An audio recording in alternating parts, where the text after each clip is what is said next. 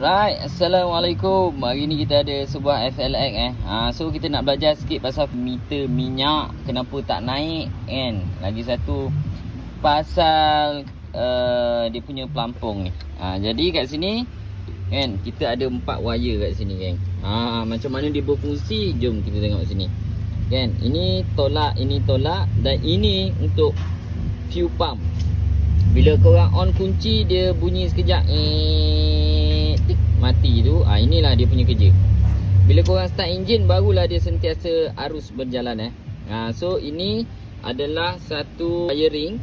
Bila mana part sini dah masuk body masuk sampai sini.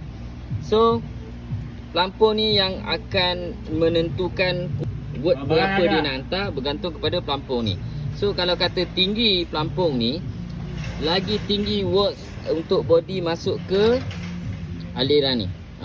Ni aliran ni. Dia akan masuk ke sini. Kan, kalau sikit je naik, maknanya sikit lah aliran dia. So dekat meter akan jadi kan, akan jadi nampak tak? Nah tu kan, berapa tu? Paling hujung berkelip-kelip kan. Sebab apa? Sebab dia paling bawah duduknya kan. Kalau kita naikkan sikit dia punya ni, jom kita naikkan sikit. Kita naik naik habis lah. Jom kita tengok kat situ. Nampak? Dia naik habis. Sekejap saya zoom Okey. Sekarang dia paling bawah. Sebab kat sini kan dia dah ke bawah kan. So kita naikkan habis kat dia. Naik habis dia. Nampak? Dia akan naik pelan-pelan naik. Korang isi minyak macam gitulah. Benda Allah ni lah yang kontrol pelampung ni naik ke atas, voltage akan jadi tinggi. Bila tinggi voltage untuk body yang tolak tu ke meter akan jadi nampak full penuh. Nampak tak?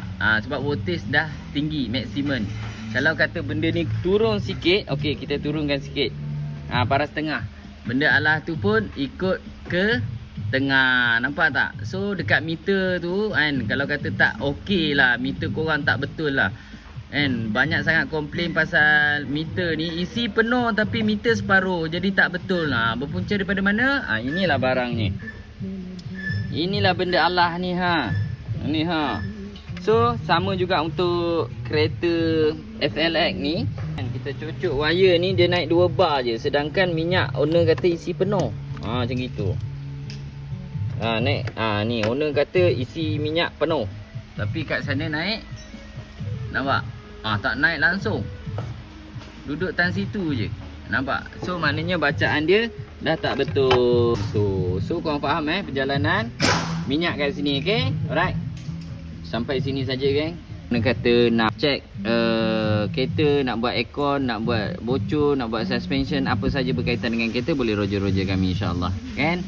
So saya settle signal dia pun tak jadi ni. Saya nak settle signal pula. Alright. Assalamualaikum.